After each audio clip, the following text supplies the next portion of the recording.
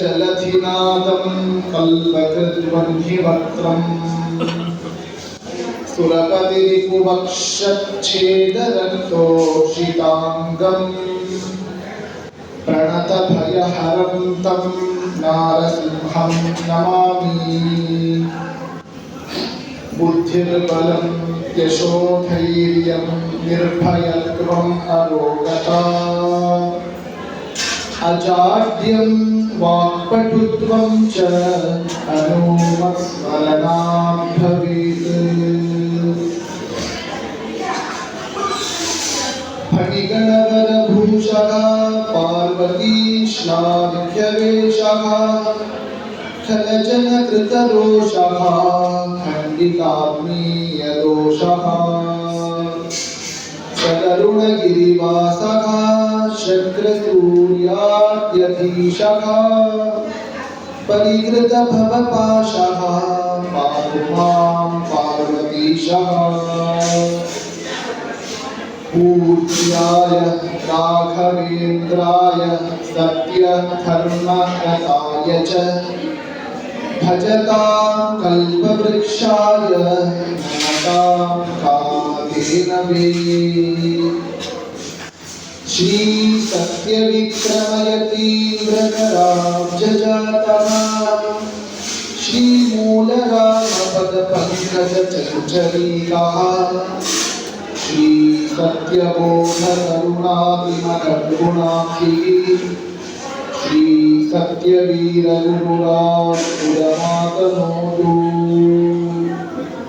सत्यवीरालबालोत्थः विदुषां चिन्तितप्रदः श्री सत्यधीरकल्पद्रुः भूयादिष्टार्थसिद्धये।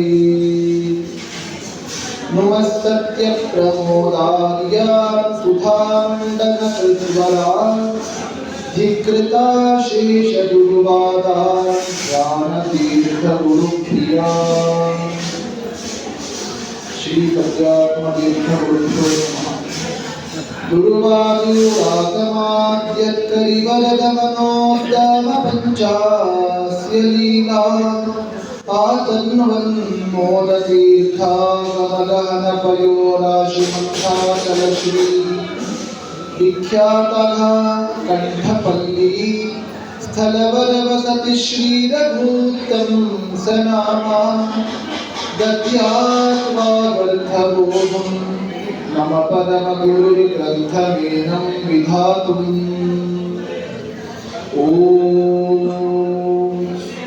जन्माद्यस्य यतोऽन्वयादितरतश्चार्थेष्वभिज्ञस्वराट् तेने ब्रह्महृदाय आदिकवये मुह्यं धियं सूरयः तेजो वारिमृतां यथा विनिमयो यत्र त्रिसर्गो मृषा धाम्ना स्वेन सदा निरस्तकुहकं सत्यं परं धीमहि।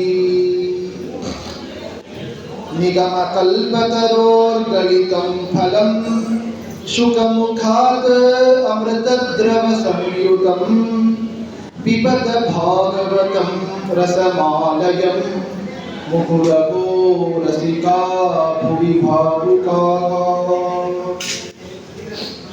ಶ್ರೀ ಗುರುಭ್ಯೋ ನಮಃ. ಹರಿ ಓಂ.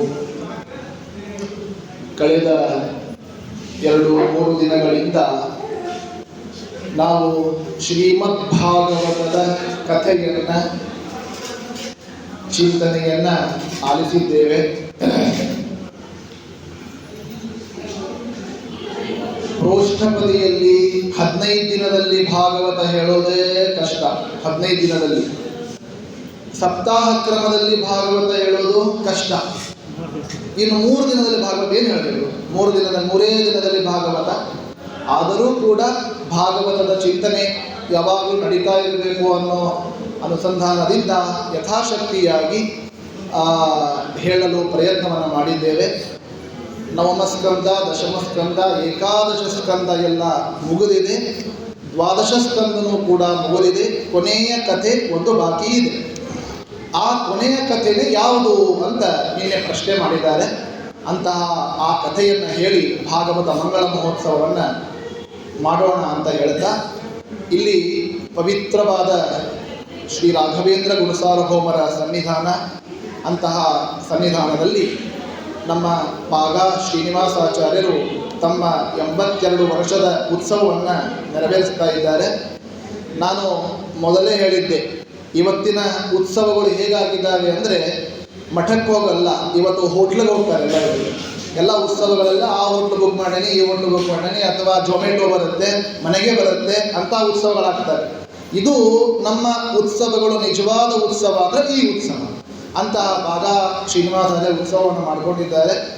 ಅಂತಹ ಕಾರ್ಯಕ್ರಮಕ್ಕೆ ನಮಗೆ ಅನುಗ್ರಹ ಮಾಡಲಿಕ್ಕೆ ಅಂತ ನಮ್ಮ ಪಿತೃಪಾದರಾದ ಕೊಲ್ಲಳ್ಳಿ ಆಚಾರ್ಯರು ಆಗಮಿಸಿದ್ದಾರೆ. ನಾವು ಪರೀಕ್ಷಿತ ರಾಜರಿಗೆ ಉಪದೇಶ ಮಾಡಿದ ಶುಕಾಚಾರ್ಯರನ್ನು ನೋಡಿಲ್ಲ. ನಮ್ಮ ತಂದೆಯ ರೂಪದಲ್ಲಿ ಶುಕಾಚಾರ್ಯ ಬಂದಿದ್ದಾರೆ ಅಂತ ನಾವು ಭಾವಿಸ್ತೇವೆ.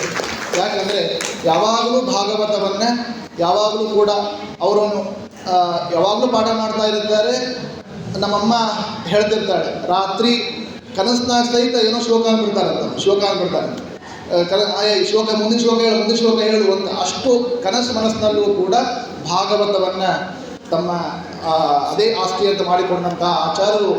ನಿಜವಾಗ್ಲೂ ಅವರು ಭಾಳ ಇಂಥ ಕಾರ್ಯಕ್ರಮಕ್ಕೆ ಹೋಗೋದು ಭಾಳ ಅಪರೂಪ, ಭಾಳ ಕಡಿಮೆ, ಎಲ್ಲೂ ಬರಲ್ಲ. ಆದರೆ ಶ್ರೀನಿವಾಸಾಚಾರ್ಯ ಭಾಗಾಚಾರ್ಯ ಮೇಲೆ ಬಹಳ ಪ್ರೀತಿಯಿಂದ ಅವರು ಬಂದಿದ್ದಾರೆ. ಅದು ಅವರ ಪುಣ್ಯ ಅಂತ ನಾವು ಹೇಳ್ತಾ, ಅಂಥವರ ಒಂದು ಸನ್ನಿಧಾನದಲ್ಲಿ ಕೊನೆಯ ಕಥೆ, ಆ ನೈಮಿಷಾರಣ್ಯ ಕ್ಷೇತ್ರದಲ್ಲಿ ಸೂತ ಪುರಾಣಿಕರು ಶೌನಕಾದಿಗಳಿಗೆ ಎಲ್ಲ ಭಾಗವತವನ್ನು ನಿರೂಪಣೆ ಮಾಡಿ ಇಲ್ಲಿಗೆ ಮುಗೀತು ಅಂತ ಹೇಳಿದಾಗ, ಅವಾಗ ಅವರಂತಾರೆ, ನಮ್ಮ ಹಿರಿಯರ ಒಂದು ಕಥೆ ಒಂದು ಬಾಕಿ ಇದೆ, ಅದೊಂದು ಹೇಳಿಬಿಡಿ ಅಂತ ಶೌನಕಾದಿಗಳು ಕೇಳ್ತಾರೆ. ಸೂತ ಪುರಾಣಿಕರು ಹೇಳ್ತಾರೆ, ಅದೇ ಮಾರ್ಕಾಂಡೇಯರ ಕಥಾ. ನಮ್ಮ ಭಾಗವತ ಸಮಾಪ್ತಿ ಆಗೋದೇ ಮಾರ್ಕಾಂಡೇಯರ ಕಥೆಯೊಂದು ಸಮಾಪ್ತಿ ಆಗುತ್ತೆ. ಮಾರ್ಕಾಂಡೇಯರ ಕಥೆಯನ್ನು ಹೇಳ್ತಾ ಇದ್ದಾರೆ. ಮೃಕಂಡು ಋಷಿಗಳು ಅಂತ ಒಬ್ಬರು ಋಷಿಗಳು ಮಹಾನುಭಾವರು, ಅವರ ಮಗ ಮಾರ್ಕಾಂಡೇಯ. ಮೃಕಂಡುಗಳ ಮಗನಾದ್ದರಿಂದ ಮಾರ್ಕಾಂಡೇಯ ಅಂತ. ಮಾರ್ಕಾಂಡೇಯರು ಪುಟ್ಟ ಬಾಲಕನಾಗಿರುವಾಗ ಒಬ್ಬರು ಮಹಾತ್ಮರು ಅವರ ಮನೆಗೆ ಬರ್ತಾರಂತ. ಒಬ್ಬರ ಮನೆಗೆ ಕೂಸು ಆಟ ಆಡ್ತಾ ಇರ್ತದೆ, ಸಣ್ಣವರು ಆಟ ಆಡ್ತಾ ಇರ್ತಾರೆ. ಮಾರ್ಕಾಂಡೇಯರು ಮುಖಲಕ್ಷಣ ನೋಡಿದರು, ಕೈ ನೋಡಿದರು, ಆಯುಷ್ಯ ಕಡಿಮೆ ಇರುತ್ತೆ, ಆಯುಷ್ಯ. ಅದಕ್ಕೆ ಬಂದ ಮಹಾತ್ಮರು ಏನು ಹೇಳ್ತಾರೆ ಅಂದರೆ, ಈ ಕೂಸಿಗೆ ಬೇಗನೆ ಮುಂಜಿ ಮಾಡಿ ಅಂತ ಹೇಳ್ತಾರೆ. ಅಪ್ಪನಿಗೆ ಹೋಗಿ ಬೇಗನೆ ಮುಂಜಿ ಮಾಡಿಬಿಡಿ, ಅವ ತನ್ನ ಕಾರ್ಯ ತನ್ನ ಸಾಧನೆ ಮಾಡ್ಕೊಳ್ತಾನೆ ಅಂತ ಹೇಳಿದಾಗ, ಹಾಗೇ ಆಗಲಿ ಅಂತೇಳಿ ಅವ್ರು ಮುಂಜಿ ಮಾಡಿದ್ದಾರೆ. ಒಂದು ಮಾತು ಹೇಳ್ತಾರೆ, ನೀ ಹಿರಿಯರಿಗೆ ಎಲ್ಲರಿಗೂ ಯಾರು ಸಿಗ್ತಾರೋ ಅವರಿಗೆಲ್ಲ ನಮಸ್ಕಾರ ಮಾಡು ಅಂತ ಹೇಳ್ತಾರೆ ಮೃಕಂಡು ಋಷಿಗಳು. ಮಾರ್ಕಾಂಡೇಯರು ಸಿಕ್ಕವರಿಗೆಲ್ಲ ನಮಸ್ಕಾರ ಮಾಡ್ತಾರೆ. ನಮಸ್ಕಾರ, ಸಿಕ್ಕವರಿಗೆಲ್ಲ ನಮಸ್ಕಾರ. ಅಂತಹ ನಮಸ್ಕಾರ ಮಾಡಿದಂತಹ ಮಾರ್ಕಾಂಡೇಯರು ಅಲ್ಪಾಯುಷಿ, ಇನ್ನೇನೋ 10 ವರ್ಷದೊಳಗೆ ಹೋಗಬೇಕಾಗಿತ್ತವರು. ಆದರೆ ಮಾರ್ಕಾಂಡೇಯರು ಇವತ್ತಿಗೂ ಇದ್ದಾರೆ. ಅವತ್ತು ಹೋಗಬೇಕಾದವರು ಇವತ್ತಿಗೂ ಮಾರ್ಕಾಂಡೇಯರು ಇದ್ದಾರೆ. ಯಾಕೆ? ಆ ನಮಸ್ಕಾರದ ಪ್ರಭಾವ ಅಂಥದ್ದು. ಅವರು ಹೇಳಿಕೊಟ್ಟಿದ್ರಲ್ಲ ನಮಸ್ಕಾರ ಮಾಡುವಂತ, ನಮಸ್ಕಾರ ಮಾಡ್ತಾ ಇದ್ರು. ಹಿರಿಯರು ದೀರ್ಘಾಯುಷ್ಮಾನ್ ಭವ ಅಂತ ಆಶೀರ್ವಾದ ಮಾಡಿದ ಪ್ರಭಾವದಿಂದ ಇವತ್ತಿಗೂ ಕೂಡ ಆಯುಷ್ಯವಂತರಾಗಿ ಇದ್ದಾರೆ ಮಾರ್ಕಾಂಡೇಯರು. ಹೆಂಗೆ ನಾವು ನಮಸ್ಕಾರ ಮಾಡ್ತೇವೋ ಹಂಗೆ ಆಶೀರ್ವಾದ ಮಾಡ್ತಾರೆ. ಹೋಗೋ ಆಚಾರ ನಮಸ್ಕಾರ ಹಿಂಗೆ ಕೈ ಮಾಡ್ತಾರೆ, ನಮಸ್ಕಾರ ಹಿಂಗೆ ಮಾಡಿ ಹಿಂಗೆ ಆಶೀರ್ವಾದ ಆಗುತ್ತೆ. ನಾವು ಭಕ್ತಿಪೂರ್ವಕವಾಗಿ ಸಾಷ್ಟಾಂಗ ನಮಸ್ಕಾರ ಮಾಡಿದರೆ ಪ್ರೀತಿಪೂರ್ವಕವಾಗಿ ಆಶೀರ್ವಾದ ಮಾಡ್ತಾರೆ. ಮಾರ್ಕಾಂಡೇಯರು ಆ ನಮಸ್ಕಾರಗಳನ್ನು ಮಾಡಿ ಆಶೀರ್ವಾದವನ್ನು ಪಡ್ಕೊಂಡಿದ್ದಾರೆ. ಅಷ್ಟು ಆಯುಷ್ಯ ಪಡ್ಕೊಂಡು ಏನು ಮಾಡೋದು? ನರನಾರಾಯಣನ ಕೂಡ ತಪಸ್ಸು ಮಾಡಿದರು. ದೇವರ ಪ್ರತ್ಯಕ್ಷ ಆದ, ನಿಂಗೇನು ಬೇಕು ವರ ಕೇಳು ಅಂತ. ಅದಕ್ಕೆ ಮಾರ್ಕಾಂಡೇಯರಂದರು, ಯಾರೂ ಕೇಳದೇ ಇದ್ದಂಥ ವರ ಕೇಳಿಬಿಟ್ರು, ನಾನು ಪ್ರಳಯ ನೋಡಬೇಕು ಅಂತ. ನಾನು ಜಗತ್ ಪ್ರಳಯ ನೋಡಬೇಕು. ಯಾರು ಕೇಳ್ತಾರೆ ಪ್ರಳಯ? ಏನು ಪ್ರಳಯ ಮೀನ್ ಏನು? ಇಡೀ ಜಗತ್ತು ನೀರು ಪಾಲಾಗೋದೇ ಪ್ರಳಯ ಅಂತ ಕರೀತಾರೆ. ನಾನು ನೋಡಬೇಕು. ಇದು ಅವರ ಬುದ್ಧಿ ಅಲ್ಲ, ದೇವರೇ ನುಡಿಸಿದ್ದು. ಯಾಕೆಂದರೆ ಬರೀ ಥಿಯರಿ ಆಗಿಬಿಟ್ಟಿತ್ತು ಪುರಾಣದಾಗ. ದೇವ್ರ ಪ್ರಳಯ ಮಾಡ್ತಾನೆ, ಸಾಕ್ಷಿ ಒಬ್ರು ಬೇಕಲ್ಲ. ನಾನು ನೋಡೀನಿ ಅಂತ ಹೇಳಲಿಕ್ಕೆ ನಿಂತುಕೊಂಡ ಸಾಕ್ಷಿ ಮಾರ್ಕಾಂಡೇಯ. ಆ ಸಾಕ್ಷಿ ಇರಬೇಕು ಅಂತಲೇ ಪರಮಾತ್ಮ ಅವರ ಮುಖಾಂತರ ನುಡಿಸಿದ್ದಾನೆ. ಆಯಿತು, ಕೇಳ್ಕೊಂಡ್ರು, ಬಂತು, ಆಯ್ತು, ಇಂತಿಂಥ ಟೈಮಿಗೆ ಪ್ರಳಯ ಬರ್ತಾ ನೋಡು ಅಂತ ಹೇಳಿದ್ದ ದೇವರು. ಪುಷ್ಪಭದ್ರಾ ನದಿ ತೀರ ಕುತ್ಕೊಂಡಿದ್ದಾರೆ. ಬಂತು ನೀರು, ಬಂತು ಜಪ ಮಾಡ್ತಾ ಕುತ್ಕೊಂಡಿದ್ದಾರೆ. ಕೈಗೆ ಬಂತು, ಹೊಟ್ಟೆಗೆ ಬಂತು, ಮುಳುಗಿದ್ದಾರೆ ಮಾರ್ಕಾಂಡೇಯರು. ಆ ನದಿಯಲ್ಲಿ ಮುಳುಗೋಗಿದ್ದಾರೆ. ನೋಡ್ತಾರೆ ಎಲ್ಲ ಕಡೆ ನೀರು, ಯಾವ ನೀರನ್ನು ಏನಿಲ್ಲವೇ ಇಲ್ಲ. ತಮ್ಮ ಆಶ್ರಮ ಇಲ್ಲ, ನದಿ ಇಲ್ಲ, ಏನೇನೇನು ಇಲ್ಲ, ಎಲ್ಲ ನೀರು ಪಾಲಾಗಿದೆ. ಇಡೀ ಜಗತ್ತೇ ನಾಶ ಆಗೋಗಿದೆ, ಇಡೀ ಜಗತ್ತೇ ನೀರು ಪಾಲಾಗಿದೆ. ಅಂತಹ ಜಗತ್ತು ಅದರ ಒಳಗೆ ಪೂರ್ತಿ ನೀರು ಆಗಿದ್ರೂ ಸಹಿತ ಅದರ ಒಳಗೆ ಒಂದು ಎಲೆ, ನೋಡಿ ಆ ಎಲೆ ಎಲ್ಲಿಂದ ಬಂತು ಯಾರಿಗೆ ಗೊತ್ತು, ಒಂದು ಎಲೆ, ಆ ಎಲೆ ಮೇಲೆ ಒಂದು ಕೂಸು ಅಂತ ಹೆಸರಷ್ಟೇ, ಅದು ಎಲ್ಲಿಗೆ ಹೋಗ್ತಾ ಇಲ್ಲಿಂದ ಕಾಶ್ಮೀರ ತನಕ ಇತ್ತು ಕೂಸದು. ಅಂತಹ ಕೂಸು ಆಟ ಆಡ್ತಾ ಇತ್ತಂತೆ. ಆ ಆಟ ಆಡ್ತಾ ಇರೋ ಕೂಸು ಇದು ಯಾವ ಕೂಸು ಅಂತ ಮಾರ್ಕಾಂಡೇಯರು ಹತ್ತಿರ ಹೋಗ್ತಾರೆ. ಉಸಿರು ತಗೊಳ್ತದೆ, ಅದು ಒಳಗೆ ಹೋಗ್ತಾರೆ ಮಾರ್ಕಾಂಡೇಯರು. ಎಲ್ಲ ನೀರು ಪಾಲಾಗಿದೆ, ಒಳಗೆ ಹೋಗಿ ನೋಡುತ್ತಾರೆ, ಎಲ್ಲವೂ ಹೊಟ್ಟೆ ಒಳಗೆ ಆ ದೇವರು ಉದರದೊಳಗೆ ನೋಡಿದ್ದಾರೆ. ದ ವರ್ಲ್ಡ್ ನೋಡ್ತಾರೆ, ಇಡೀ ಜಗತ್ತು ನೋಡಿದ್ದಾರೆ. ಒಳಗಡೆ ಕರ್ನಾಟಕ ನೋಡ್ತಾರೆ, ಧಾರವಾಡ ನೋಡ್ತಾರೆ, ಹುಬ್ಬಳ್ಳಿ ನೋಡ್ತಾರೆ, ನಮ್ಮ ಪಾಗಾಚಾರ್ಯರ ಭಾಗವತ ಮಂಗಳ ಮಹೋತ್ಸವ ನೋಡ್ತಾರೆ. ಒಳಗೆ ಇಡೀ ಪೂರ್ತಿ ಎಲ್ಲ ಇಡೀ ಜಗತ್ತು ಅಲ್ಲಿ ತುಂಬಿಕೊಂಡಿದೆ. ಆ ಬಾ ಅಂದರು ಮಾರ್ಕಾಂಡೇಯರು, ಇದೇ ನಾವು ಪ್ರಳಯ ಅಂತ ಅಂದ್ಕೊಂಡಿದ್ದಾರೆ. ಮತ್ತೆ ಉಸಿರು ಬಿಟ್ಟಿದೆ, ಹೊರಗೆ ಬಂದಿದ್ದಾರೆ. ಮತ್ತು ಅದೇ ಆಶ್ರಮ, ಅದೇ ನೀರು. ಕೊನೆಗೆ ಮತ್ತೆ ಆಶ್ರಮದಲ್ಲಿ ಪುಷ್ಪದ ನದಿಯಲ್ಲಿ ಕುತ್ಕೊಂಡಿದ್ದಾರೆ. ಹೀಗೆ ಇವತ್ತಿಗೂ ಪ್ರಳಯ ನೋಡಿದ ವ್ಯಕ್ತಿ ಅದು ಯಾರು ಅಂದರೆ ಮಾರ್ಕಾಂಡೇಯ. ಸಿಕ್ಕವರಿಗೆಲ್ಲ ಹೇಳ್ತಿದ್ದಾರೆ, ಪ್ರಳಯ ಹಿಂಗಿರ್ತಾರೆ, ಪ್ರಳಯ ಹಿಂಗೆ ತೋರಿಸಿದ್ರೆ ಅಂತ ಮಾಡಿ ನಮಗೂ ಗೊತ್ತಿಲ್ಲ ಇರ್ತಾರೆ. ಮಾರ್ಕಾಂಡೇಯರು ಆ ಕಡೆ ಈ ಕಡೆ ಎಲ್ಲ ಮಹಾತ್ಮರಿಗೆ ಅನುಗ್ರಹ ಮಾಡ್ತಾ ಇರ್ತಾರೆ. ಅಂತಹ ಮಾರ್ಕಾಂಡೇಯರ ಕಥೆಯೊಂದಿಗೆ ಸೂತ ಪುರಾಣಿಕರು ಕಥೆಯನ್ನು ಸಮಾಪ್ತಿ ಮಾಡಿದ್ದಾರೆ. ಇಂತಹ ಮಾರ್ಕಾಂಡೇಯರನ್ನು ನೋಡಲಿಕ್ಕೆ ಅಂತ ಶಿವಪಾರ್ವತಿಯರು ಬಂದರು. ರುದ್ರದೇವರು ಪಾರ್ವತಿ ದೇವಿ, ಏನ್ರಿ ಅವ ಎಂಥ ಭಕ್ತ ಮಾರ್ಕಾಂಡೇಯರು ಕಂಡಿದ್ದಾರೆ ಅಂದರೆ ನಾವು ಮೀಟ್ ಮಾಡಬೇಕು ಅಂತ ಹೋಗ್ಬಿಟ್ಟಂತೆ. ಅಂಥವ್ರು ನೋಡಬೇಕು, ಅಂಥವ್ರು ಹೆಂಗಿದ್ದಾರೆ. ನಾವು ಯಾರೋ ಹೀರೋ ಈ ಹೀರೋ ಅಂತ ಹೋಗ್ಬಾರ್ದು. ಅವ ಇವ ಯಾರು ಭಕ್ತರು ಇರ್ತಾರೋ ಅವ್ರು ಭೇಟಿ ಆಗ್ಲಿಕ್ಕೆ ಹೋಗ್ಬೇಕಂತೆ. ಶಿವ ರುದ್ರದೇವರು ಬಂದಿದ್ದಾರೆ. ಜಪ ಮಾಡ್ತಾ ಇರುವಾಗ ಕಣ್ಣು ಓಪನ್ ಮಾಡಿಲ್ಲ, ಒಳಗಡೆನೆ ಮನೋನಿಯಾಮಕರು ಅದೃಶ್ಯ ಮಾಡಿದ್ದಾರೆ. ಹೊರಗೆ ನೋಡ್ತಾನೆ, ಕಣ್ಣು ತೆಗೆದು ನೋಡ್ತಾರೆ ಶಿವ ಪಾರ್ವತಿಯರು. ನಿಂಗೇನು ಬೇಕು ವರ ಕೇಳು ಅಂತ ಅವರು ಕೇಳ್ತಾರೆ. ಅವ್ರು ಕೊನೆಗಂತಾರೆ, ನನಗೇನೂ ಬೇಡ, ಹರೌ ಗುರೌ ತ್ವಯಿ ಭಕ್ತಿಂ ದೇಹಿ. ಸರ್ವೋತ್ತಮನಾದ ನಾರಾಯಣನಲ್ಲಿ, ಜೀವೋತ್ತಮನಾದ ವಾಯುದೇವರ ಶ್ರೀಮದ್ ಆನಂದ ತೀರ್ಥ ಭಗವತ್ಪಾದಾಚಾರ್ಯರಲ್ಲಿ, ನಿಮ್ಮಲ್ಲಿ, ನಿಮ್ಮಂಥ ಭಕ್ತರಲ್ಲಿ ನನಗೆ ಭಕ್ತಿ ಮಾತ್ರ ಕೊಡಿ, ಬೇರೆ ಏನೂ ಬೇಡ ಅಂತ ನಿಷ್ಕಲ್ಮಶವಾಗಿ ಅದನ್ನು ಕೇಳ್ಕೊಂಡಿದ್ದಾರೆ ಮಾರ್ಕಾಂಡೇಯರು. ಅಂತಹ ಇವತ್ತಿಗೂ ಕೂಡ ನಾವು ಒಂದು ಶ್ಲೋಕ ಹೇಳ್ತೇವೆ, ಅಶ್ವತ್ಥಾಮ ಬಲಿರ್ವ್ಯಾಸೋ ಹನುಮಾಂಶ್ಚ ವಿಭೀಷಣಃ ಕೃಪಃ ಪರಶುರಾಮಶ್ಚ ಸಪ್ತೈತೆ ಚಿರಂಜೀವಿನಃ. ಚಿರಂಜೀವಿಗಳ ಲಿಸ್ಟ್ ಇದು, 7 ಜನ ಚಿರಂಜೀವಿಗಳು. ಅದ್ರ ಜೊತೆಗೆ ಇವರೊಬ್ಬರು ಇವತ್ತಿಗೂ ಕೂಡ ಚಿರಂಜೀವಿಗಳಾಗಿ ಇವತ್ತಿಗೂ ಇದ್ದಾರೆ. ಅಂತಹ ಅನುಗ್ರಹ ಮಾಡ್ತಾ ಇದ್ದಾರೆ ಅನ್ನೋಲ್ಲಿಗೆ ಸೂತ ಪುರಾಣಿಕರು ನೈಮಿಷಾರಣ್ಯ ಕ್ಷೇತ್ರದಲ್ಲಿ ಶೌನಕಾದಿಗಳಿಗೆ ಭಾಗವತ ಉಪದೇಶವನ್ನು ಮಾಡಿ ಕೊನೆಯ ಶ್ಲೋಕವನ್ನು ಹೇಳ್ತಾರೆ. ನಾಮ ಸಂಕೀರ್ತನಂ ಯಸ್ಯ ಸರ್ವ ಪಾಪ ಪ್ರಣಾಶನಂ ಪ್ರಣಾಮೋ ದುಃಖ ಶಮನಃ ತಂ ನಮಾಮಿ ಹರಿಂ ಪರಂ. ಅಲ್ಲಿ ಮೊದಲಿಗೂ ಸತ್ಯಂ ಪರಂ ಧೀಮಹಿ ಅಂತ ಅಲ್ಲಿ ಹರಿ ಶಬ್ದ ಪ್ರಯೋಗ ಮಾಡಿದ್ದಾರೆ, ಇಲ್ಲೂ ಕೊನೆಗೆ ಹರಿ ಶಬ್ದ ಪ್ರಯೋಗ ಮಾಡಿದ್ದಾರೆ. ಇಡೀ ಭಾಗವತದ ಪ್ರತಿಪಾದ್ಯ ಹರಿ ಶ್ರೀಕೃಷ್ಣ ಪರಮಾತ್ಮ ಎಂಬುದಾಗಿ. ಯಾರು ಪರಮಾತ್ಮನ ನಾಮ ಸಂಕೀರ್ತನೆಯನ್ನು ಯಾವಾಗಲೂ ಮಾಡುತ್ತಾರೋ ಅವರ ಎಲ್ಲ ದುಃಖಗಳು ಪಾಪಗಳು ಪರಿಹಾರ ಆಗ್ತವೆ, ದೇವರ ವಿಶೇಷ ಅನುಗ್ರಹ ಆಗುತ್ತೆ ಅನ್ನೋಲ್ಲಿಗೆ ಶ್ರೀಮದ್ ಭಾಗವತದ ಕಥಾ ಅದು ಸಮಾಪ್ತಿಯಾಗಿದೆ ಅಂತ ಸೂತ ಪುರಾಣಿಕರು ಶೌನಕಾದಿಗಳಿಗೆಲ್ಲ ಆಶೀರ್ವಾದ ಮಾಡಿ ಹೋಗಿದ್ದಾರೆ ಅಂತ ಭಾಗವತವನ್ನು ಸಮಾಪ್ತಿ ಮಾಡ್ತಾರೆ. ಅನ್ನೋಲ್ಲಿಗೆ ನಾನೂ ಕೂಡ ಸಮಾಪ್ತಿ ಮಾಡ್ತಾ ಇದ್ದೇನೆ. ಕಳೆದ 3 ದಿನಗಳಿಂದ ನಡೆದಂತಹ ಈ ಭಾಗವತದ ಪ್ರವಚನ ಯಜ್ಞ ಅದು ಇವತ್ತು ರಾಯರ ಗುರುಗಳ ಎಲ್ಲ ಸನ್ನಿಧಾನದಲ್ಲಿ ಸಮಾಪ್ತಿ ಆಗ್ತಾ ಇದೆ. ಏನೇ ಒಂದು 2 ಮಾತುಗಳನ್ನು ಆಡ್ತೇನೆ ಅಂದರೆ ನಮ್ಮ ಪರಮ ಪೂಜ್ಯ ಗುರುಗಳಾದಂತಹ 1008 ಶ್ರೀ ಶ್ರೀ ಸತ್ಯಾತ್ಮ ತೀರ್ಥ ಶ್ರೀಪಾದಂಗಳವರ ಪರಮಾನುಗ್ರಹದ ಬಲ. ಅವರು ನಮಗೆ ಪಾಠ ಮಾಡಿ ಪ್ರವಚನ ಹೇಗೆ ಮಾಡಬೇಕು ಎಲ್ಲ ತಿಳಿಸಿಕೊಟ್ಟು ಸಂದೇಶ ಕೊಟ್ಟಂತಹ ಸ್ವಾಮಿಗಳ ಪಾದಗಳಿಗೆ ನಮಸ್ಕಾರಗಳನ್ನು ಸಾಷ್ಟಾಂಗ ನಮಸ್ಕಾರ ಸಮರ್ಪಣೆ ಮಾಡ್ತಾ, ಹಾಗೆ ನಮ್ಮ ತಂದೆ ಪೂಜ್ಯ ಕೊರ್ಲಹಳ್ಳಿ ಆಚಾರ್ಯರ ದಂಪತಿಗಳ ತಂದೆ ತಾಯಿಗಳ ಪೂರ್ತಿ ಆಶೀರ್ವಾದದ ಪ್ರಭಾವದಿಂದ ಬಂದಂಥ 4 ಮಾತುಗಳು ಅಂತ ಹೇಳ್ತಾ, ಅದನ್ನು ಕೇಳಲಿಕ್ಕೆ ನಾ ಏನು ಹೇಳ್ತೀನಿ ಅಂತ ಕೇಳಲಿಕ್ಕೆ ಪ್ರತ್ಯಕ್ಷ ನಮ್ಮ ತಂದೆ ತಾಯಿಗಳೇ ಇಲ್ಲಿದ್ದಾರೆ. ನಮ್ಮ ಪಾಲಿಗೆ ಅವರೇ ಕಶ್ಯಪ ಅತಿಥಿಯರು, ಅವರೇ ನಮಗೆ ಶುಕಾಚಾರ್ಯರು ಅಂತ ನಾವು ಈ ಸಂದರ್ಭದಲ್ಲಿ ಭಾವಿಸ್ತಾ ಅಂಥವರಿಗೆ ಸಾಷ್ಟಾಂಗ ನಮಸ್ಕಾರವನ್ನು ಸಮರ್ಪಣೆ ಮಾಡಿ, ನಮಗೆ ಜೀವನದಲ್ಲಿ ಶ್ರೇಯಸ್ಸು ಬೇಕು, ಶ್ರೇಯ ಬೇಕು. ನಮ್ಮ ಜೀವನದಲ್ಲಿ ಬೇಕಾದರೆ ಶ್ರೇಯ ಬೇಕು. ಆ ಶ್ರೇಯ ಬೇಕಾದರೆ ನಾವು ಶ್ರೀಶನ ಅನುಗ್ರಹಕ್ಕೆ ಪಾತ್ರ ಆಗಬೇಕು. ಶ್ರೇಯ ಬೇಕಾದರೆ ಶ್ರೀಶನ ಅನುಗ್ರಹಕ್ಕೆ ಪಾತ್ರ ಆಗಬೇಕು. ಆ ಶ್ರೀಶನ ಅನುಗ್ರಹಕ್ಕೆ ಪಾತ್ರ ಆಗಬೇಕಾದರೆ ಲಕ್ಷ್ಮೀ ಬೇಕು, ಜ್ಞಾನ ಬೇಕು, ಜ್ಞಾನ ಬೇಕು. ಆ ಜ್ಞಾನ ಬೇಕಾದರೆ ಮಧ್ವರಾಜರನ್ನು ಮೊರೆ ಹೋಗಬೇಕು. ನಮಗೆ ಜ್ಞಾನ ಬೇಕಾದರೆ ಮಧ್ವರಾಜರನ್ನು ಮೊರೆ ಹೋಗಬೇಕು. ಮಧ್ವರಾಜರ ಅನುಗ್ರಹ ಬಿಟ್ಟರೆ ಶ್ರೀದೇವಿ ಪತಿ ಶ್ರೀನಿವಾಸ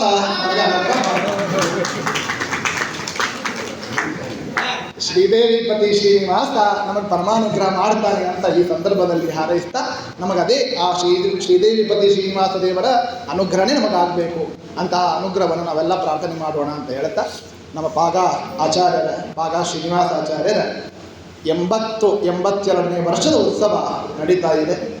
82ನೇ ಉತ್ಸವನೇ ಹಿಂಗಿರಬೇಕಾದರೆ ಶತಮಾನೋತ್ಸವ ಹೆಂಗಿರಬೇಕು ಅಂತ ನಾವು ಚಿಂತನೆ ಮಾಡಬೇಕು. ಆಗಲಿ ಇದೇ ಸನ್ನಿಧಾನದಲ್ಲಿ ಆಚಾರ್ಯರ ಸನ್ನಿಧಾನದಲ್ಲಿ ಆ ಶತಮಾನೋತ್ಸವನು ಕೂಡ ಹೀಗೆ ವೈಭವದಿಂದ ಆಗಲಿ ಅಂತ ಈ ಸಂದರ್ಭದಲ್ಲಿ ಹಾರೈಸ್ತಾ ನಮ್ಮ ಪಾಗಾಚಾರ್ಯರು ಅಂದರೆ ಶಿಸ್ತಿಗೆ ಇನ್ನೊಂದು ಹೆಸರೇ ಶಿಸ್ತು ಅಂದರೆ ಅದು ಪಾಗಾಚಾರ್ಯರೇ. ಅಷ್ಟು ಆಚಾರ ಸಹಿತ ದೇವ್ರ ಬೆಳಗ್ಗೆ ಸಣ್ಣ ಮಾಡಿರ್ತಾರೆ ಊರಿಗೆ ಹೋದಾಗ. ಬ್ಯಾಗ್ ಬಿಡು ಮತ್ತು ಊರಿಗೆ ಹೋದಾಗ ಯಾಕೆ ಬೇಕು ಅಂತ ಆಚಾರ ಸಣ್ಣದು ಮಾಡಿರ್ತಾರೆ. ಅವ್ರು ಹಂಗಲ್ಲ, ಎಲ್ಲ ಜೇನು ತುಪ್ಪನೂ ತೊಗೊಂಬರೋದು, ಅದನ್ನು ಎಲ್ಲ ಏನು ಮನ್ಯಾಗ ಹೆಂಗೆ ಮಾಡ್ತಾರೆ ಹಂಗೆ ಹೊರಗೂ ಬರ್ತಾರೆ ಕರೆಕ್ಟಾಗಿ ಅದು ಏನು ಮಾಡಬೇಕು. ಮತ್ತು ಹಂಗಂತ ಸುಮ್ಮನೆ ಯಾವಾಗ ಮಾಡೋದಲ್ಲ. 4 ಪೂಜೆ ಶುರು, 4 ಮತ್ತೆ ಪಾಠಕ್ಕೆ ರೆಡಿಯಾಗಿರ್ತಾರೆ.